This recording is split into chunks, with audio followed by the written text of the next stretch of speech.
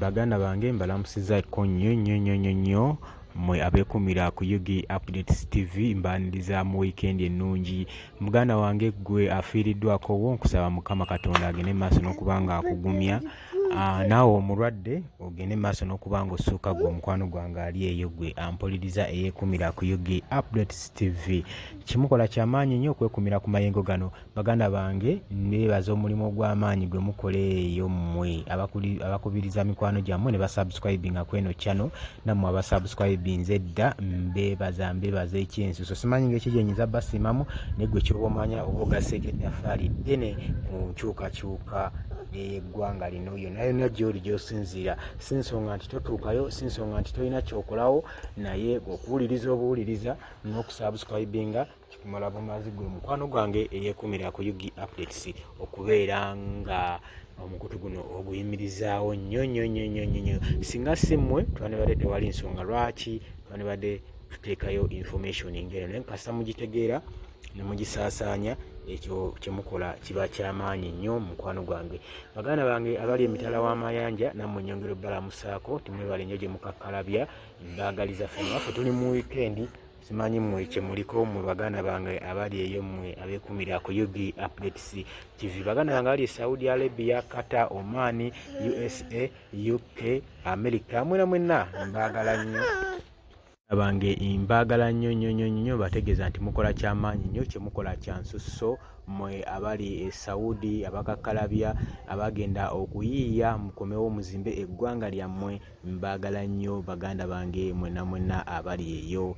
Mikwano gyange mbategeeza nti no olunaku olw'eggulo nabategeezeza nti nga omubaka Honorable Muhammad Ssegirinya, ono omubaka wa Kawempe North, oyavuddeyo n'agamba nti no mukatambike, ng'agamba nti no bamugyeko discharges era ku ddwaliro era bagenda muwaamu weeks zigenda kubeera 3 awummulemu nga wateekinga recovery, era alangirire n'agamba olunaku lwagenda okuba nga akumawo mu ggwanga lye ku butaka ewaka lugenda kubeera lunaku lwa Monday, tugenda kubeera ali eri nga tumwesunze ku kisaawe ky'ennyonyi Entebbe. Gwe mukwano gwange ali eyo omubaka Muhammad Ssegirinya n'agambye ono tumujjukiranga musajja munnankyukakyuka mu kulwanirira omuntu owa wansi, tomunyooma era tomugaya, era ne gavumenti eno yali musajja gwekankana, yali agikankanya empale. Gwe mukwano gwange ali eyo ono Muhammad Ssegirinya.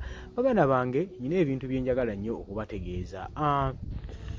Okubanga omuntu ali active era ng'ayina obuvumu ng'era ng'asobola, ndowooza ebitabo tebimatalinga nnyo. Waliwo abamu abakulembeze nnyo okusoma ebitabo. Kisinziira ku buvumu n'obugezi bw'omuntu. Omuntu abeerako n'enakyo brain bone, omuntu ng'ayina amagezi agalowooza, ng'amanyi kikyazzaako, ng'amanyi ekyokukola, ng'amanyi nti kino kyekino ekiddako mu mbeera eno, kino kyekiddako. Naye muganda wange abantu bangi nnyo betusindika mu parliament nga tebalina buvumu, nga balina bitabo naye nga tebalina buvumu, ne baddeeyo ne basirika, ne badde ne bakola ki. Kaakati nze njagala nnyo okutunuulira abaganda bange bano abalina amaanyi mu field. Ssegirinya y'omu ku basajja abalina amaanyi mu field. Newankubadde yasoma, teyasoma kugenda wala, ebitabo bye bimumala by'ayina, naye twagala tutunuulire abasajja abalina amaanyi mu field be tubatukulembeza nnyo nga tulonda okuteeka mu parliament y'eggwanga okuteeseza ffe abantu. Tulaba tulonda ababaka ne batuuka eri olw'ebitabo byabwe, ne batuuka eri ne baba confusinga basinziira na mu bitabo byabwe.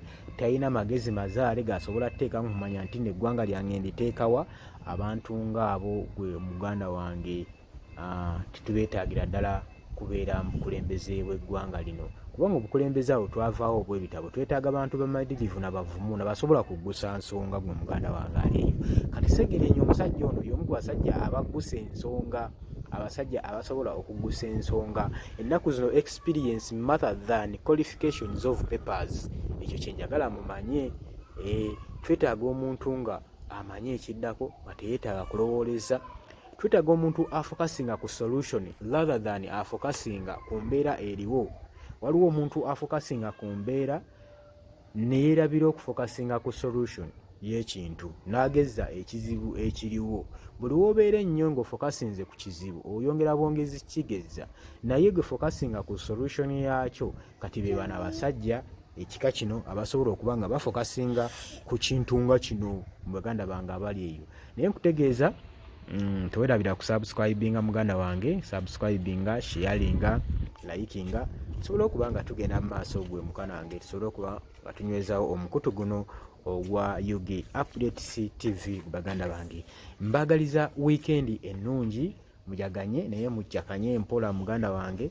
Ennaku zino ensisi nnyangu, mwebereremu mu bufunze, mwebereremu. Tugenda kubanga tubaleetera information mungi nnyo tova ku UG Updates TV. Mbagala nnyo.